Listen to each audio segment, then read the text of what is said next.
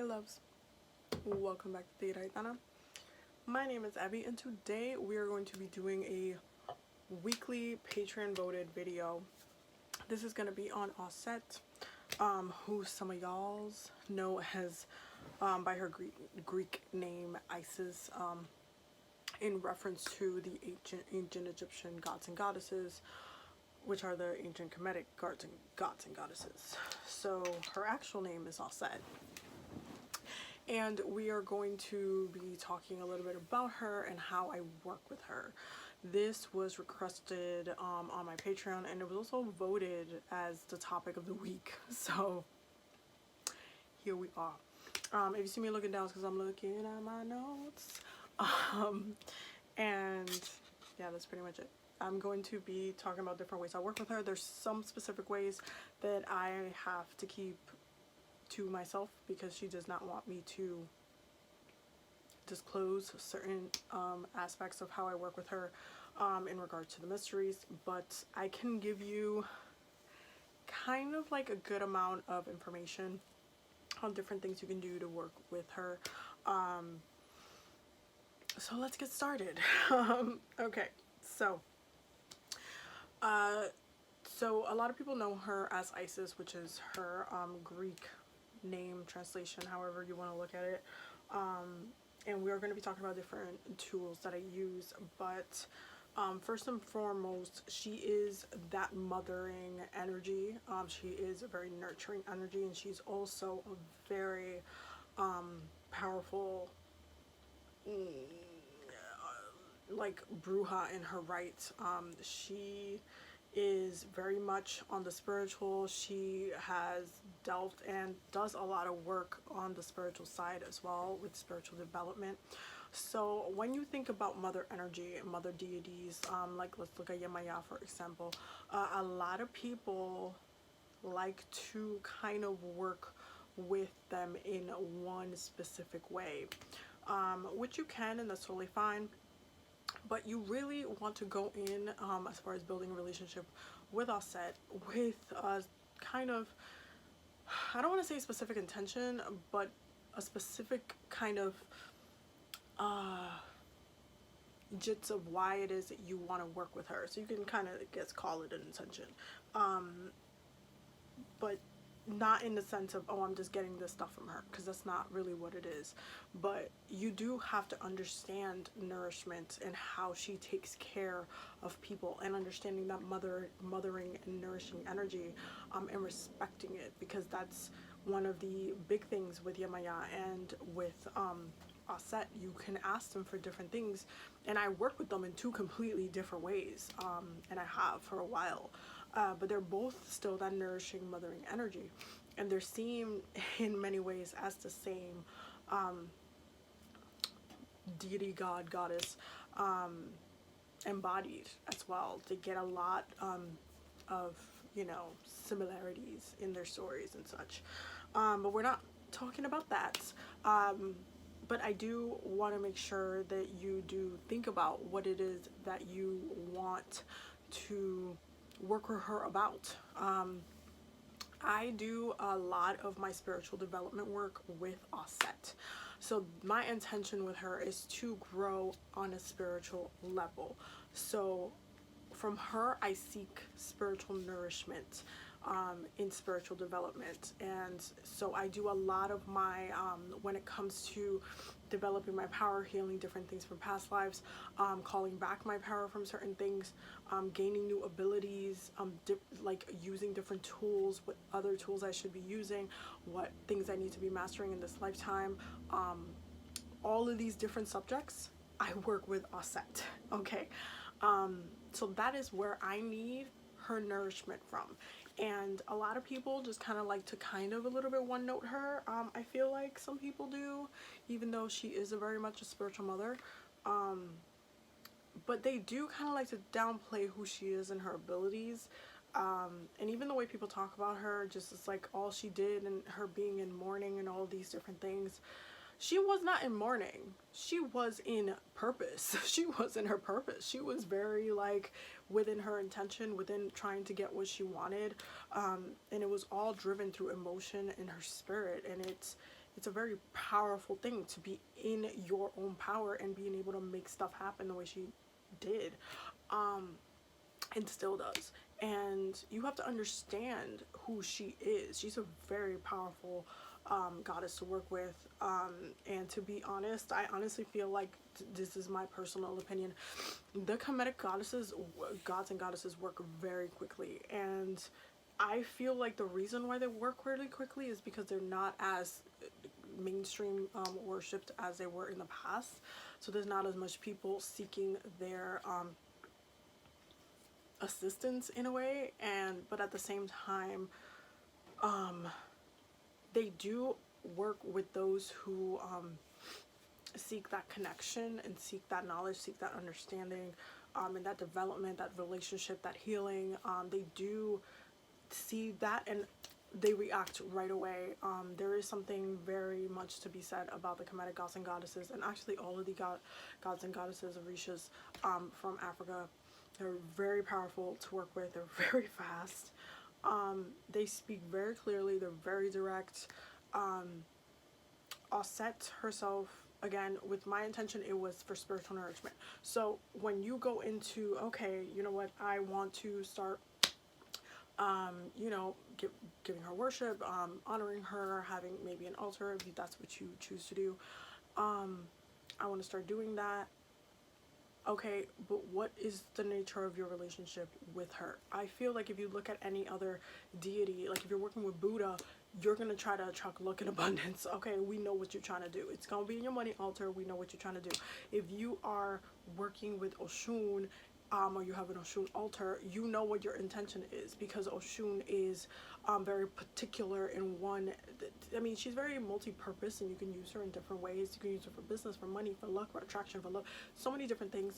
But a lot of the time, you will find that a lot of people use Oshun in the like superficiality way, as far as like, you know, attraction, beauty, making themselves feel good. I work with Oshun a lot for like having fun and self-care, to be honest. Like I work with Oshun quite often, but I've also worked with her to channel her healing abilities, because she is still the head witch in charge. So I've worked with her in different ways, and I've asked her to amplify my abilities, and I within Reiki sessions as well.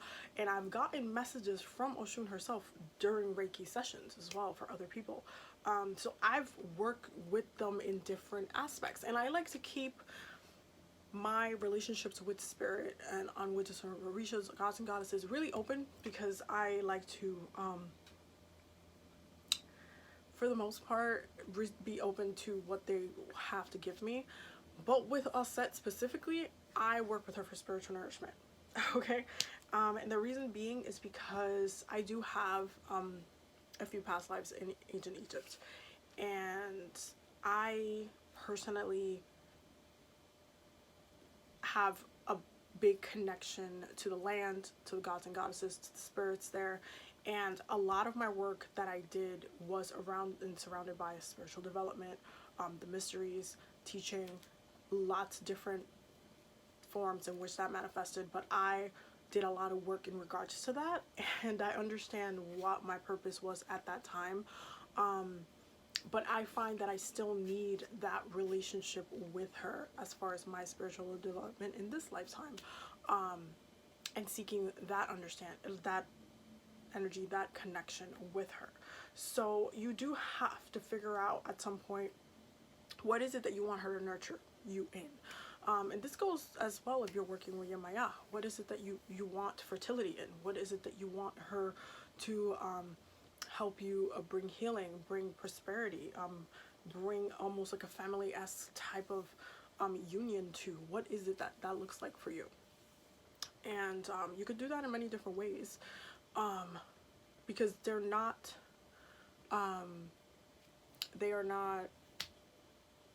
I want to say limited to one thing, but they are definitely powerful. So you want to have some sort of intention. And for me, with Auset, that is my spiritual development. If you want to work with Auset in a different way, by all means, you can do that as well. It's also very liberating as an experience, but I'm just sharing what I do. So that's my spiel on that. Now, when it comes to spiritual development and what I mean by that, I mean like really I look at what specifically the year, and I literally start asking her to open opportunities in ways that in things that I want to experience, want to learn, want to expand in, especially if I've been having a lot of dreams or messages or synchronicities about that I'm kind of leaning towards that direction. I'll ask her to open that door, and then when I tell you, she opens those doors quick. So she's super fast, she's super like about that growth that you want, and she is really that nurturing spirit and wanting you to kind of develop. So it's just dependent on what it is that you want from her and how you want her to assist you. Now, as far as different ways that I work with her, honor her, pray to her, situations and such, I am going to be bringing this book up again, okay? Because if you didn't buy it last time, I put the link down on Amazon. You should have. Speaking with Spirit from the Reiki Arts Temple is one of my favorite books because it has so many beautiful prayers in here. You can't go wrong with having a book of prayers unless you just want to have the Bible, but then you're limited to so many different things. So get you Speaking with Spirit. There is a whole pretty much chapter in adorations praising the Nesru, as well as Orishas if you wanted to do that. But they have like the Kemetic libations, they have the opening of the way and directions on how to do it, and they also have, I'm trying to find it, there you go, invocations to Auset, and different things that you can do with just praying to her. Like if you wanted to do something at her altar every day, these are some prayers that you can say as well. And it also has some for Sekhmet as well, which I love. I love the prayers for Sekhmet, are some of my favorite ones. It has prayers for protection in here, in regards to the Kemetic gods and goddesses, proverbs. It's just an amazing time. So I definitely recommend getting this book if you are trying to do more like prayers. I formulate my prayers in different ways depending on what it is that I need, or where I'm at, honestly. Sometimes I'll say the prayer in the native language, and sometimes I will say the prayer in English. It really depends. One really cool thing about this book is that it also has the prayers. If you're doing the Orishas, it has the prayers in the language, and then it has the translation, so you know what it means. And it's just really beautiful. Like, it's really beautiful to read, and this collection of prayers, it's just amazing. Get the book, okay? Just get the book. So I do love like reading the prayers as well. There's different prayers that you can use for different things, but they do have two in there that you can use every day as far as connecting with her at like a sacred space, or if you're in the lands, like let's say you go to Egypt and you want to connect with her at her temple and call her forth, and you want to have the prayer, or you want to say something or honor her, that's something you can do as well. Now I'm going to be talking about something a little bit controversial in a way, and that's going to be the Isis Oracle, which, as you can tell, I have the pocket size and the jumbo with the regular size, but I call this a jumbo size because this thing is huge, and honestly it's kind of hard to shuffle with. I wish there was like a in between sizes, because this baby is huge for no reason. This is the pocket size, and I'll sometimes like put this in my purse, but this is going to be a little bit controversial because the Isis Oracle, while it has information and different rituals in here that you can do, and I'll open up the book so you can see it. You're not going to get it in the pocket size, you're just going to get the kind of like in the cards, you're going to get in the back just the, I guess, quoted definition, even though it's kind of always like an essay in here. The problem, oh, you see how big these cards are? They're huge. They're just really huge. As far as shuffling with them, they're so big. I love the back though. They're really pretty. But I'm gonna say something a little bit controversial. Y'all could get mad at me, yeah, whatever. But it's whitewashed a little bit. just a little bit. And you're gonna have to kind of hear me out in this, because there's a lot of rituals in here. A lot, like a ton of rituals in here that you can do in regards to the cards that you get, which is a beautiful thing, in addition to if you're getting something like this. And this is a tool that I'll use often when I'm doing like some card pulling. I do it really regularly. I'll call on a Auset to give me the messages from the deck as well, which you can do pretty much with any deck, as you can do it with any deck. But it's kind of really important to remember that a lot of the information and rituals that are in this is not necessarily traditional. So you are getting a very whitewashed instructional manual on how to work with each card, the definitions, the energy, and some of the background to it. Like even the card for Sekhmet is very, I would say, underestimating what work you can do with Sekhmet on a regular day, because I also work with Sekhmet. If you want a video on how I work with Sekhmet, you can leave that in the comments, and I'll try to see if I can do that at a different time. But even the card for it, the definition and the ritual in here, it's not even up to what I would do if I was doing a ritual for Sekhmet. So I wouldn't, it's not that I'm saying like, oh, this is not like legit or whatnot. It's just not as deep as it could get.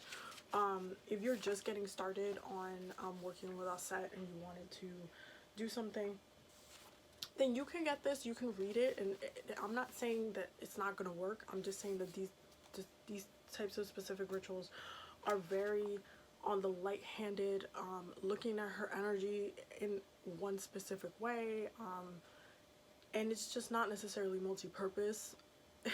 I would say, I don't know how to explain it so you guys can kind of get a clear picture of what I'm saying. I just, sometimes I'll get the messages from the card themselves, and I'll kind of keep it moving. I don't always do the ritual from the book, like pretty much ever, because I don't need to. Because like, for example, this card, the Life Restore card, I'll just give you an example. It says, Priestess of the Phoenix. That is what the message underneath the card would be. There's always like a card, the name, and then the underlining of the name. It says, spiritual resurrection is gifted to you now. Whatever part of you in your life you thought is dead is being revived and will flourish back into life. Just as the phoenix rises from the fire, transitioning from death into life, so too will you rise again, healed and renewed. Okay, that sounds great, right? Okay, and then it gives you like this whole essay of, you know, life restores, brings messages of trauma, ending, struggle, and it just turns into like a regular oracle kind of deck definition of things. And then it says Priestess of the Phoenix, ritual of restoration, and then it gives you a whole kind of ritual to do. And then it'll tell you what incantation to do, and it's very much, it's not something that's, I would say it's super authentic. It's the word that I would use. Life flows through me, unobscured from past hurts. I am now cured. I meet my life blossoming anew. My inner light shines bright and true. Isis, mother of divine perfection, through your grace I have resurrection. Like, it's, I can see why somebody would do this ritual. However, it's just very not culturally accurate.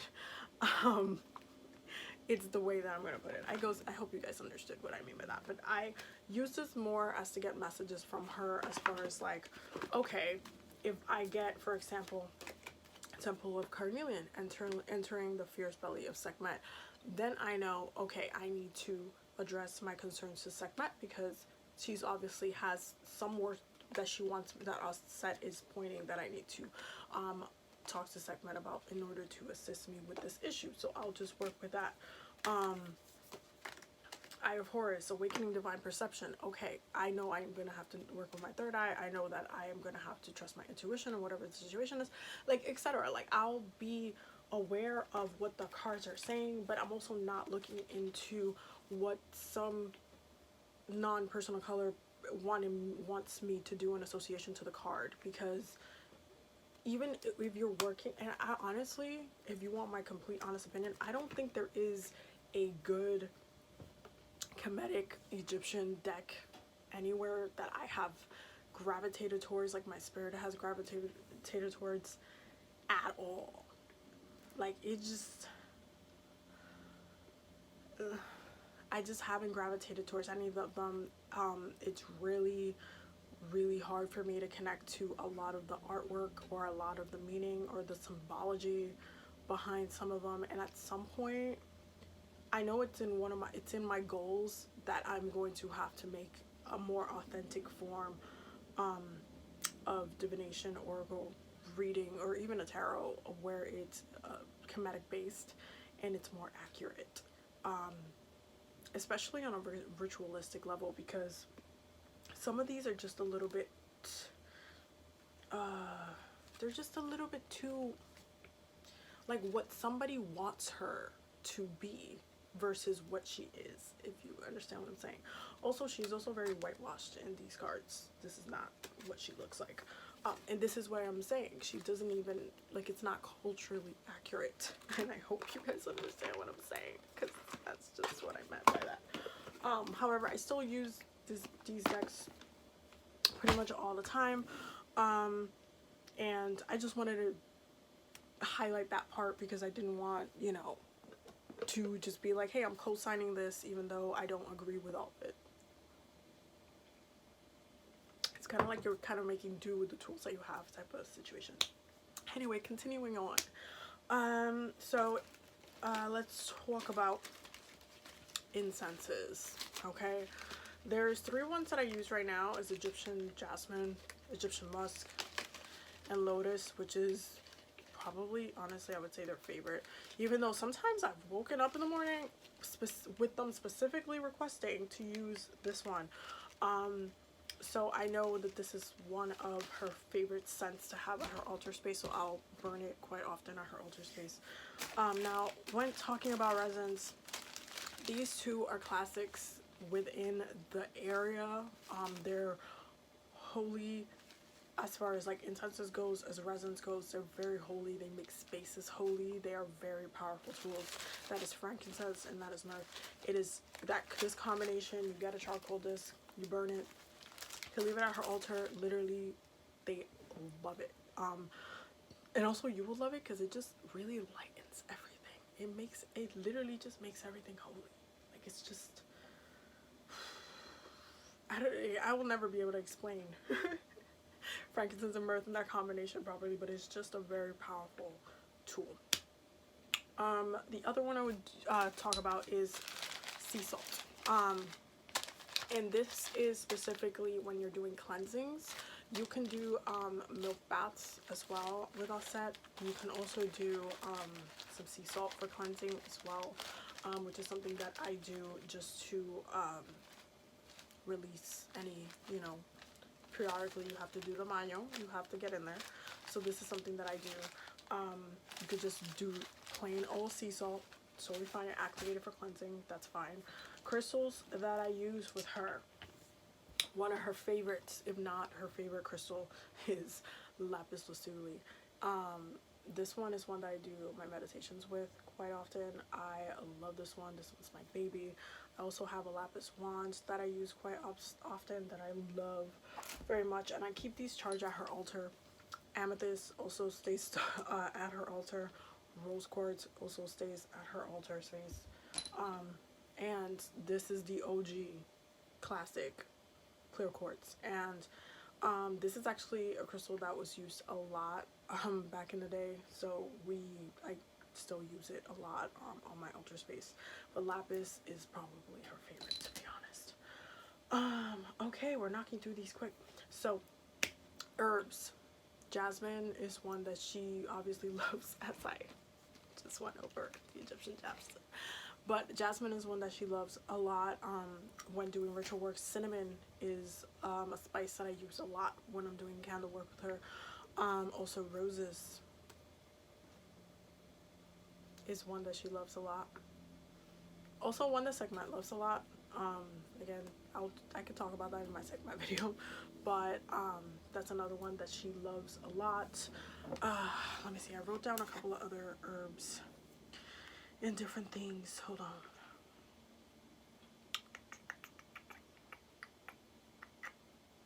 Gardenia is one of them. White lily is one of them as well.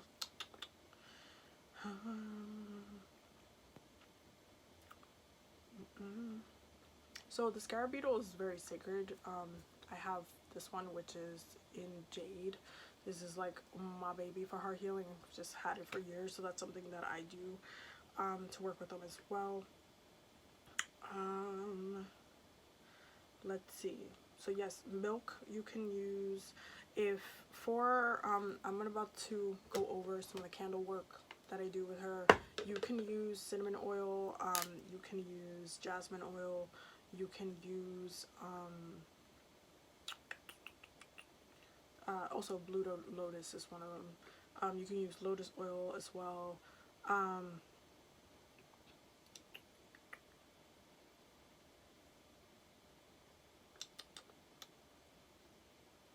Also the ankh, which is very sacred. If you can actually make one yourself, you can put that on her altar, which all of the Kemetic gods and goddesses should have that on their altar. They love it. I'm trying to think. There was something else and it escapes me, and I don't think I wrote it down. Pomegranate is another one. I think that was it. Now let's talk about one of the rituals that I do with Auset, and this one is really simple, and you could just kind of keep it super simple if you want to. It doesn't have to be complicated. This is my container of candles that I have, and I have like the rainbow in here because I do different candle magic here and there. For Auset, you want to use blue, yellow, or white. Okay. Specifically those colors. You can also use purple as well, but it's better to just use blue. In my personal just working with her, if you don't have any other color, just use white. White is universal. If you practice hoodoo, you know this. So I work with the colors kind of a little bit differently depending on what it is that I'm asking for, where the moon is. If the moon is like in a water sign or an air sign, I'll just use blue or white. If the moon is in more of a fire sign, I'll use yellow. But it really, again, you can use whichever one. And I like to do a lot of my spiritual, as far as like asking her or petitioning to her for any like spiritual guidance and stuff, I'll use blue or white. And anything else, like when I'm honoring her, I'll use yellow, or like if I have a gold candle as well, I'll use that. So these are the colors that I use to work with her. So let me just put these back.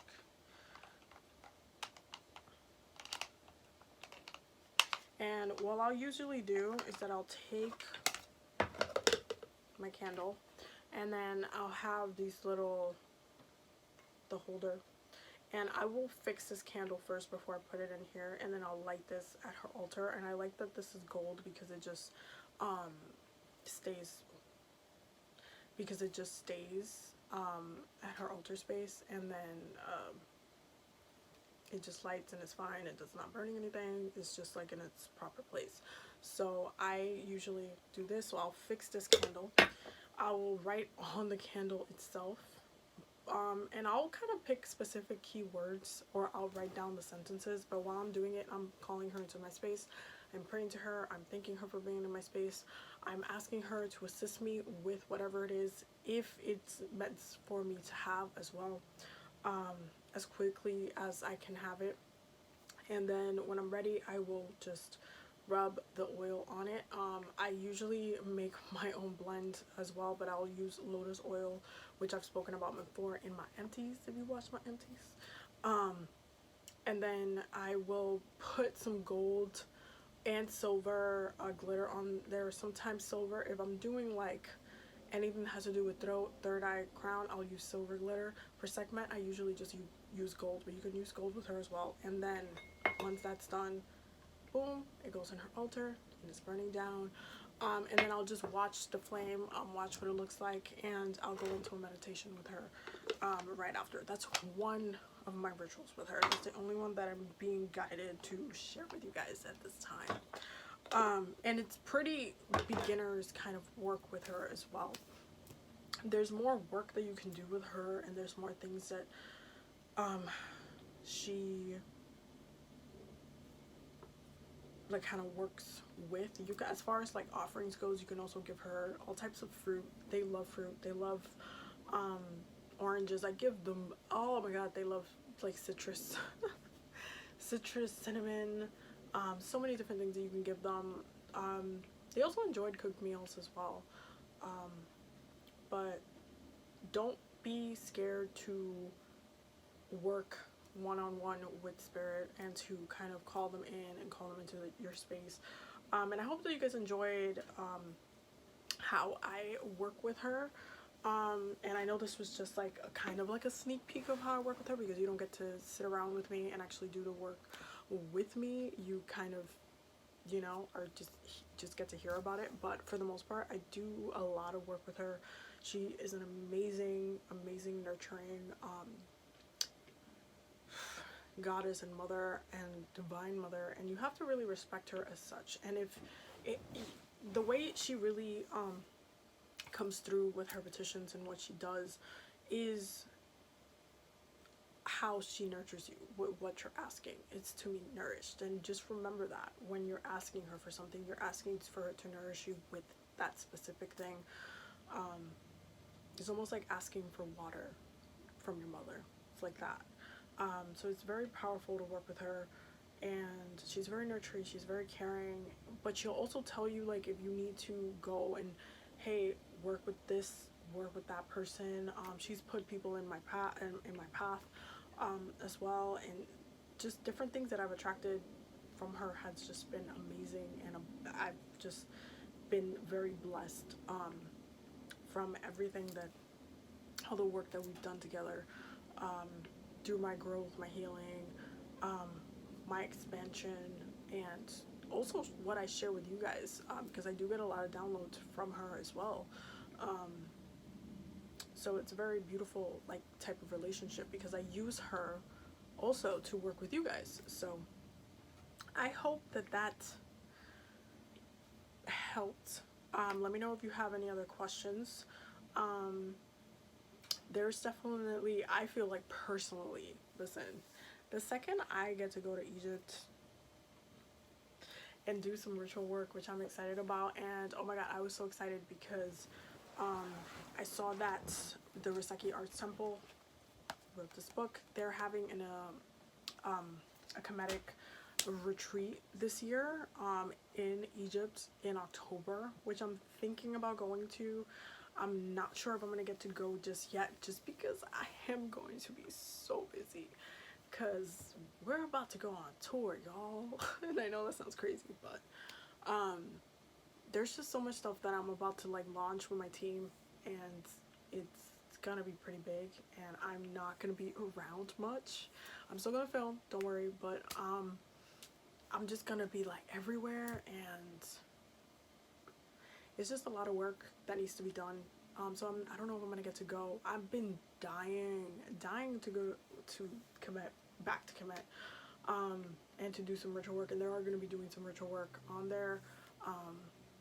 I will leave the link down in the description for the retreat if you want to check it out. You also get your Reseki level 1 and 2 certification if you end up going to the retreat. So you learn a lot, and they're doing a ritual to the ancestors. It's just like a very beautiful, it's gonna be a very beautiful retreat. I honestly can feel like it's gonna be very beautiful. I just don't know if my spirit sees myself there. right now I don't, which is sad because I'm just like, I'm dying to go. But I know I'm gonna go on my own time. Maybe not on my own time, maybe through work as well, but it's gonna be amazing, and I cannot wait to do rituals on the actual land for her, because that would be just incredible. So yeah, there's so much. My journey with her still continues, and yeah, we'll see where it goes. Anyway, I hope you enjoyed this video. I will see you in the next one.